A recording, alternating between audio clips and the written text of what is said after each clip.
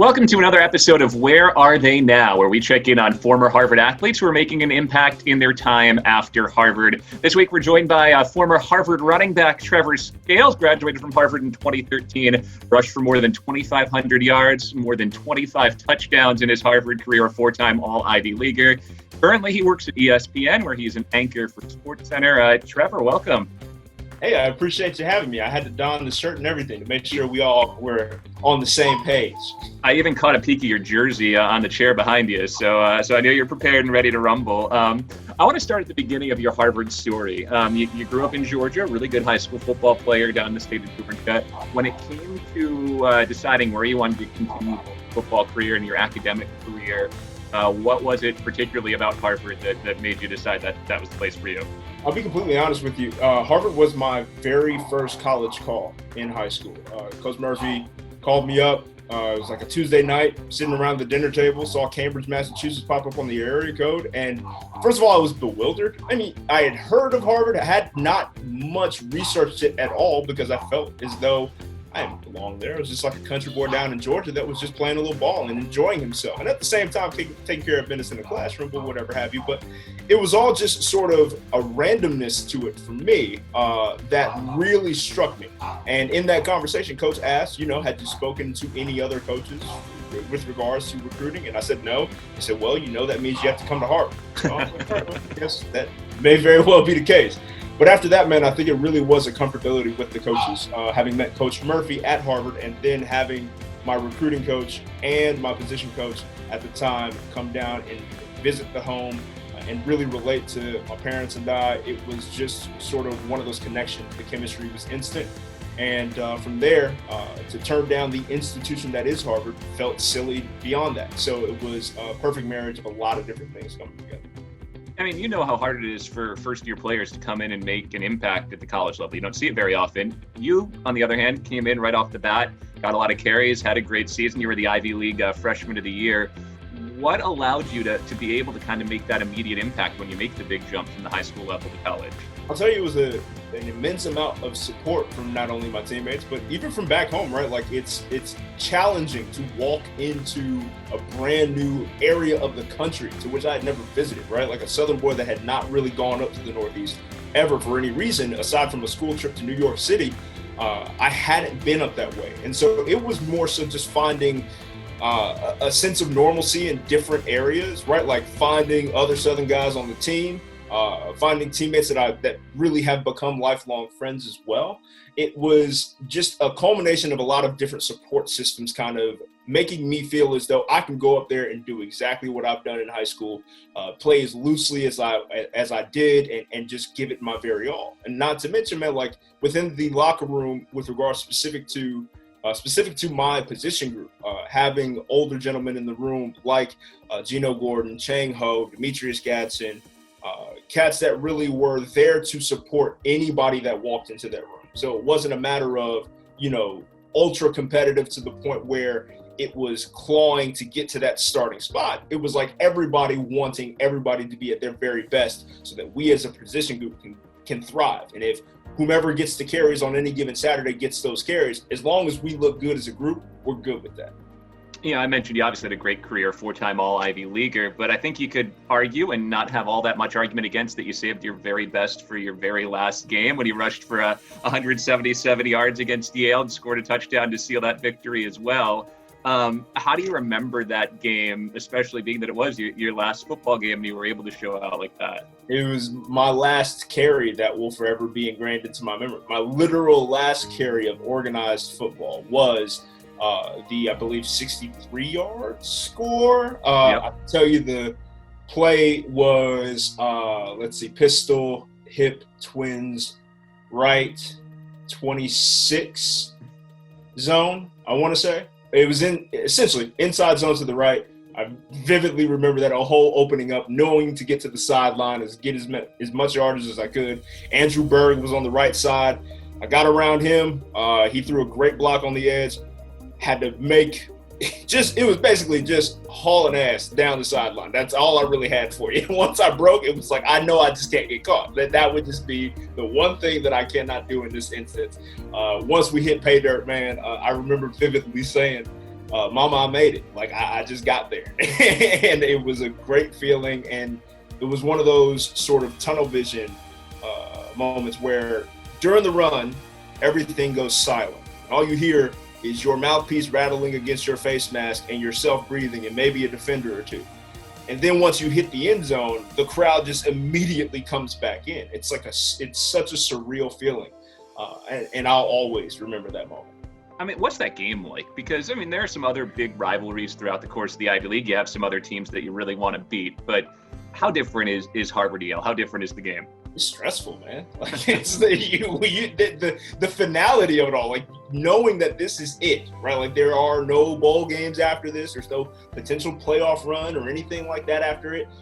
And with, just a season on the line for us, knowing what we had to do in order to even be in the conversation for an Ivy League championship, right? It was us having to win, and then I believe a couple other teams having to lose, which didn't work out. But knowing that we had to do our part, that was all the more reason just to put as much emphasis as you possibly can on this game. And we did. And we did that every year because it's a rivalry. And because, it's the game where everybody shows up for. It's the game where you finally feel the big-time college football atmosphere that you dreamt about playing in your younger days of Pee Wee football. You talked about the relationship you built with Coach Murphy and with the other coaches at Harvard. I know when I speak with Coach Murphy, how important it is for him to, make an impact off the football field with you guys as well, and be sure to set you up for everything after football. How much did your Harvard football coaches prepare you for life after the gridiron? Immensely, tremendously. They really did set me up in a lot of different regards to bring forth my very best effort in every regard. Even my strength coach, James Frazier, was pivotal in self-starting, and specifically after my senior season concluded, when it comes to Coach Frazier, he and I developed a relationship in my training for the NFL in which, you don't have the same obligations of team. You don't have the same obligations of, everybody else around you is doing it. You have to commit to yourself to do it. And Coach Frazier was more than helpful in motivating me to get out there and take it up on a daily basis. And two, just provided me with all the tools that I could possibly need to succeed at the next level. So beyond that, though, I still have relationships with Coach Murphy. He and I speak relatively regularly. He's a gentleman that'll be at my wedding when that day comes. Coach Villipiano, who is now the offensive coordinator over at Cornell, he and I were close as ever. Life advice. Like, these are the tutelage went so far beyond football, and I'm always going to be thankful, even more so for that, beyond whatever they spoke into me and taught me within the game. When did you realize that you wanted to get into sports television? I know in your time at Harvard, you had internships at 98.5, the Sports Hub, and with TV stations in the area. You worked in the athletic department as well. When did you realize that, that was what was for you? Charlie Hobbs, actually, he and I hosted Kicking a Touchdown, the halftime show. We pre-recorded interviews for WHRB, I think are the call letters for our station. Yep. No? Yep. And in any case, like, that was sort of a bit of a catalyst, but I had always sort of wanted to get into sports broadcasting. Stuart Scott has been an idol of mine since I was like 10, 11, 12 years old. Like, that was just the dude for me, and I knew I wanted to do that. But beyond that, like, it was certainly fostered in those internships that you mentioned, and just kind of understanding that though I had a lot of teammates going a certain route professionally, I knew that I didn't want to go down that road. It was something that was a matter of fulfillment for me, and knowing that I was still going to be involved in sports in some capacity. And you started at ESPN working as a crew coordinator, so on the side where you're filling technical staff behind the camera, and made the move a couple of years in to SportsCenter in front of the camera. That's not a move at that level that you see all that often. How'd you make it happen, and who was there for you as a major influence and advocate to give you those opportunities? It really did begin with that crew coordinator position that I was able to land. Two former Harvard alums themselves, and Jennifer Alteriba and Adam Jenkins, who played football for Harvard. I believe he graduated sometime around 506. I hope I'm not dating him too much. I want to do that. But all that to say, Jen Alteriba was the director for the recruiting department. She happened to be flipping through resumes in a resume submittal, as those drop boxes that I know Harvard students are still very much so familiar with. And her husband, Adam, happened to be looking over her shoulder, recognized my name from football games, and said, "Hey, you should give him a call." That parlayed into the first position. She helped me connect with people on the production side of things. A woman by the name of Meg Green had this brainchild that was ESPN The Fellowship, and it was a grassroots training program. They were looking to hire somebody to teach the ESPN way of being on air from literally the ground up. And so I applied for that amongst hundreds of candidates and landed one of two positions in that. That was like a 2-year contract, and we kind of parlayed that into just random opportunities. What it boils down to really, though, is a lot of people taking a chance on me that really didn't have to. I've been blessed by people that have wanted to invest in me for whatever the reason may be, and I just hope that I've paid off on those investments in some sort and in some regard. So, yeah, man, it really was just opportunities provided by people that really didn't have to provide those opportunities to me, and trying to take advantage of the moment whenever those were presented to me. Yeah. For people who just like watch SportsCenter, just watch sports broadcasts, they see the fun part. Like, okay, you're there, you're talking about sports. Can you talk a bit about all the work that goes into, producing that hour or 2-hour block of SportsCenter, and then for you, all the work for you to be prepared to talk about it and get, say, a shot sheet of highlights and be prepared that you know what you're doing? I think I can't emphasize enough the team effort that goes into it, right? You have your producer with whom you're in most contact with outside of your co-host. Then there are segment producers, highlight producers, directors, camera personnel. All of these people sort of come together and put together this effort. We go in roughly 4 hours before air. There's a rundown built by that producer with a flow of show that kind of tells us, okay, this is what we're prioritizing. This is how we're going to work through it. Here are your connection points and segues mentally that you can kind of work through and understand what I'm thinking and how I organize the show as a producer. From there, it's a lot of writing, right? Like, it goes into grind mode for those 2 hours that you have there, as far as getting in voiceover work, 15 to 20 second recaps of the highest priority news stories of the day. Checking any highlights that have already come across and been built and you've been handed a shot sheet. I'm one that likes to watch them before I go to air, but inevitably games are happening while I'm on typically. And so sometimes for the first time, when you're hearing me read a highlight, I have not seen this game, nor have I seen this highlight. We're all enjoying this for the first time together. And that is part of the magic of what is SportsCenter, in that it is so immediate. It is so on top of everything in real time that it provides such just an instant gratification for not only the viewer, but the folks hosting. Like, it is so much fun. Whatever amount of fun that you envision those hosts having, I can assure you it is that tenfold, like just on the desk, because of just the adrenaline rush that occurs when those lights come on and that highlights fires up, especially in pivotal games, pivotal moments, or just really fun things that we get to do.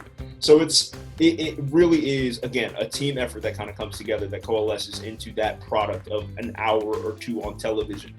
And by the end of it, you're exhausted, but in a good way. It is a bit taxing, though. I'm curious, you mentioned your relationship with a Harvard football alum that helped you get your start. What is this Harvard football alumni community like? And when you have a chance to give back to younger Harvard football alums, how you kind of pay it forward? It's always just been a never-ending resource for me, should I need it. It's just been an immense support network in so many different regards. As you just referred to, with Adam Jenkins being the first person to sort of facilitate between him and his wife, and Jen Alteriba, landing my first position is the ultimate testament to what it can be. But beyond that, it's also a space where you can just seek guidance, not necessarily professionally, but just in whatever regard you feel you need the help in. I've had the chance to have conversations with current Harvard football players, recent graduates, just in the space of what we're facing as far as societal ills and the social movement that is currently occurring. that's been something that I've been that's opened my eyes to what value this network holds. As a black man that graduated from that school, I know that there's a certain pillar that I may be representing in society. And with that comes a level of responsibility. But it always comes back to just the personal attachment I have to the institution, and anybody that is going through whatever struggles that I even went through at that place, or even has joy that they want to share from their time, or just wants to find somebody to personally relate to. There are so many things beyond just the professional scope that network has helped me with that I'm always going to be appreciative of. Well, Treavor, we really appreciate your time. Been great watching you down in Bristol, and I'm sure we can do a whole nother episode just on the shoe collection over your shoulder here. I can't unsee that going all the way to the top as well. Really been a lot of fun spending time with you today. No doubt. I appreciate y'all having me. Treavor Scales with us here on Harvard's Where Are They Now?